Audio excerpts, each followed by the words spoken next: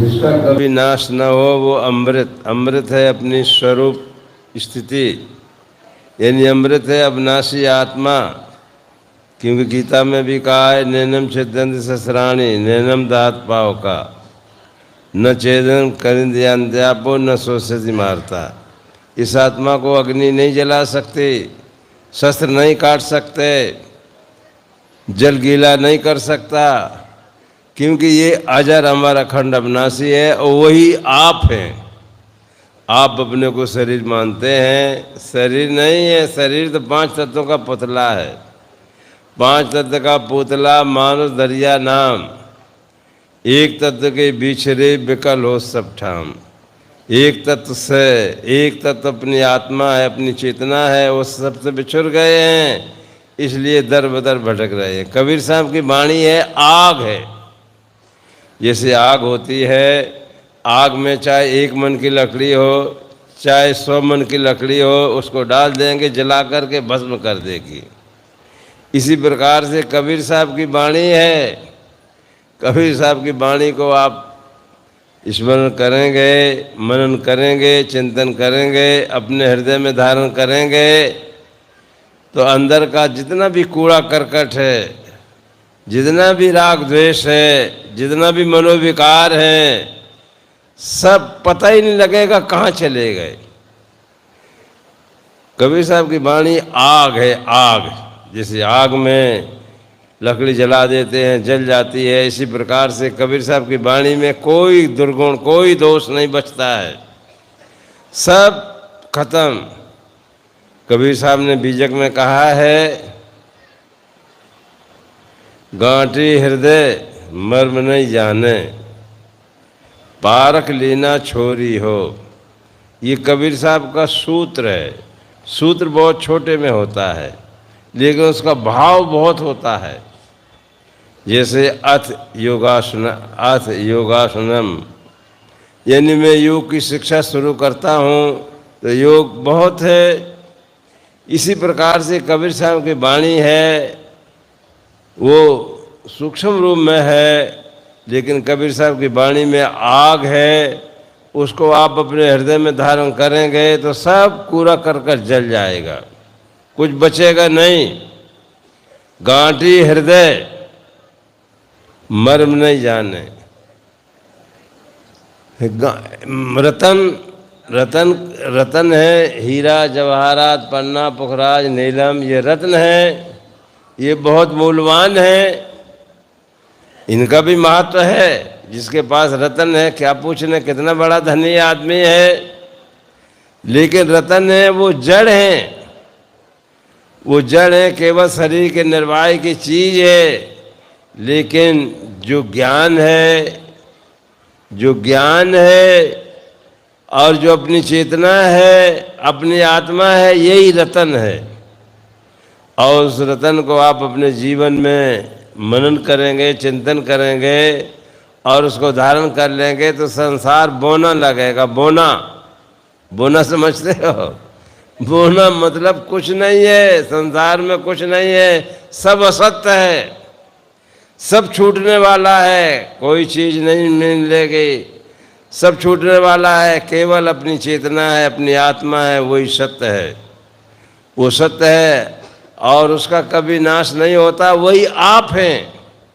लेकिन आप अपने स्वरूप को भूले हुए हैं। आप अपने को जानते ही नहीं है कि मैं कौन हूँ। आप अपने को शरीर मान रहे हैं कि मैं शरीर हूँ। मैं शरीर नहीं हूँ। शरीर तो जड़ है और 5 तत्वों का पुतला है। इसमें जो मैं तू कहने वाला है, बोलने वाला है, और वही मैं हूँ। लेकिन उसका बोध नहीं है। उसी के लिए ये सत्संग है, उसी के लिए सत्संग है। वो सत्संग में अपने आप को समझना चाहिए। कबीर साहब ने कहा है कि बंदे कर ले आप नवेरा। हे बंदे, ये बंधा हुआ है, वासना में बंधा हुआ है, कर ले आप नवेरा। तो अपने आप का नवेरा कर ले, छुटकारा कर ले। पहली लाइन में कहा है आप जियत लख, जीते जी अपने आप को लखो। ये अपने आप को कहाँ जानता है?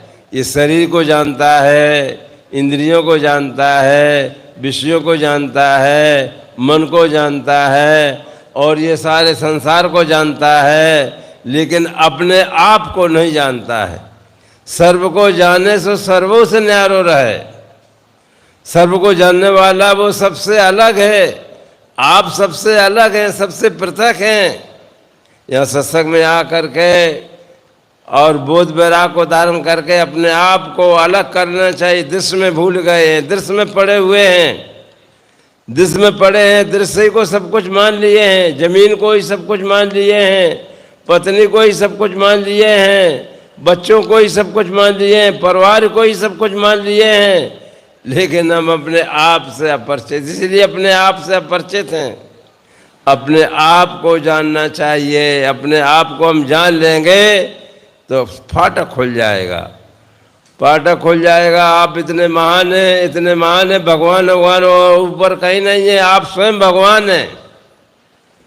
आप सब भगवान हैं, लेकिन आप अपने को जानते नहीं हैं, बंधन में पड़े हुए हैं, बंधनों की परख ही नहीं है, बंधन को जानते ही नहीं कि बंधन क्या चीज़ है। जिन बंधन को जान लेंगे क्या पूछना है, जीवन कितना महान है। संसार की सारी संपत्ति को एक तरफ रखा जाए, संसार की, यूपी की नहीं, संसार की सारी संपत्ति को एक तरफ रखा जाए और जीवन को एक तरफ रखा जाए, फिर भी संसार की संपत्ति जीवन के आगे नहीं तोल सकती।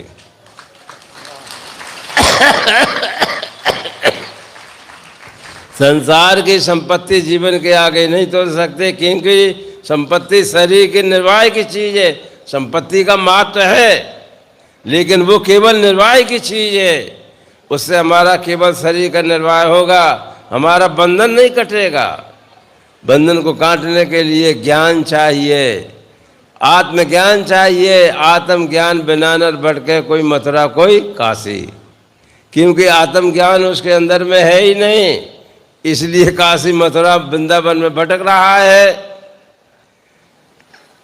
तो इस प्रकार से अपने आप को जानेंगे तभी फाटक खुलेगा। अपने आप को नहीं जानेंगे तो फाटक नहीं खुलेगा, बंधन में पड़े रहेंगे और बंधन में पड़े पड़े जीवन खत्म हो जाएगा। आज बहुत सुंदर मौका मिला है, मनुष्य शरीर का मिलना बहुत ही उत्तम है। जुकाम हो गया है तो आज बहुत ही सुंदर मौका मिला है, मानव जीवन मिला है। मानव जीवन में आकर के आप ये काम कर सकते हैं। अन्य खानियों में ये काम नहीं होगा।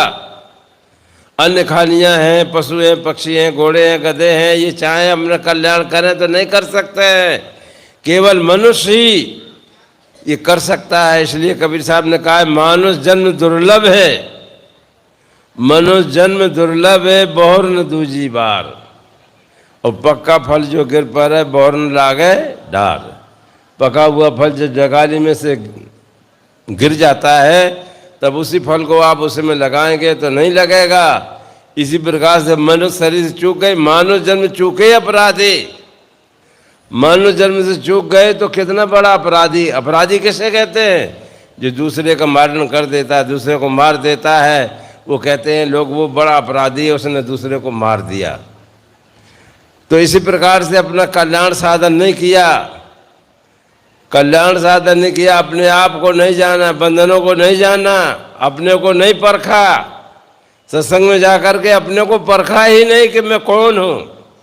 सत्संग करते हैं लेकिन आज भी बीड़ी पी रहे हैं, आज भी तम्बाकू खा रहे हैं, बंधन मालूम ही नहीं है। तो लोगों को बंधन मालूम ही नहीं है, क्योंकि विवेकी हैं, जो वैरागवान पुरुष हैं, उनकी संगत करना चाहिए।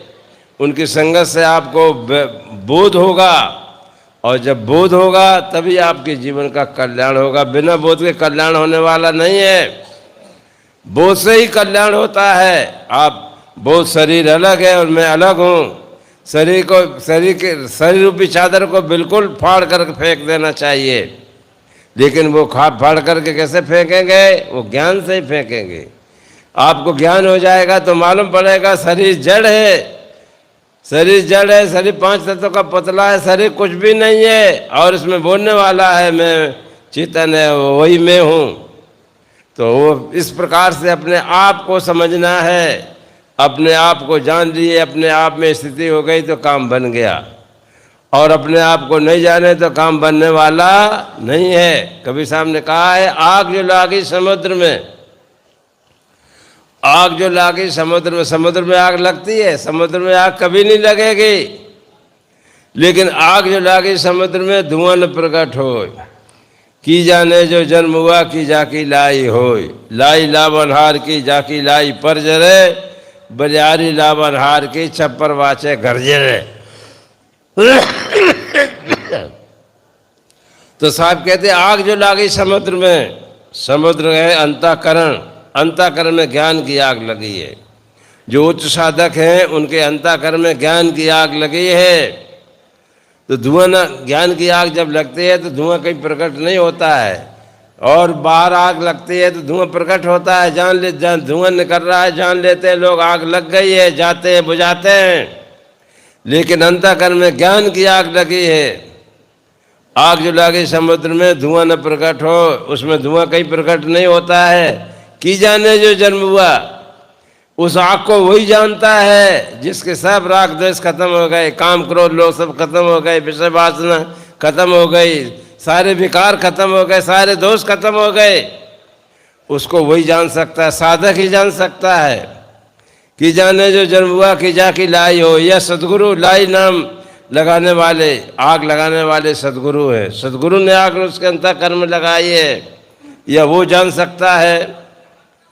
लाई लावनहार की जाकी लाई पर जरे, लाई लावनहार की, लाई नाम जो आग लगाई हुई है वो सदगुरु की लगाई हुई है, उसकी बलिहारी है, उसकी बलिहारी है। उसने अंतःकरण में आग लगा दी, ज्ञान की आग लगा दी। तो लाई लावनहार की जाकी लाई पर जरे, जिस आग से पर नाम पंख है, खानी बानी दो पंख हैं, एक तो खानी जाल है, दूसरा बानी जाल है। खानी जाल कहते हैं घर गृहस्थी का जाल, लोगों को बोध हो जाता है, लेकिन घर गृहस्थी का जाल इतना मजबूत है कि नहीं छोड़ पाते हैं। कहाँ छोड़ पाएंगे, उसी में पड़े रहते हैं जिंदगी भर। और बानी जाल हमारे ऊपर कोई करता धरता है, वही हमारा उद्धार करेगा। तो ये दो बंधन है, दो बंधन है, मान बंधन है। तो जाकी लाई पर जरे, पर नाम पंख, खानी बानी के ये जो पंख है ये जल जाते हैं। जाकी लाई पर जगह, लाई लावनहार की जाकी लाई पर जरे, बलिहारी लावनहार की छप्पर वाचे घर जरे। बलिहारी लावनहार की, लावनहार है सदगुरु हैं, सदगुरु की आग लगाई हुई है, उनकी बलिहारी है, उनकी प्रशंसा है कि छप्पर वाचे 5 ज्ञान इंद्रियां हैं।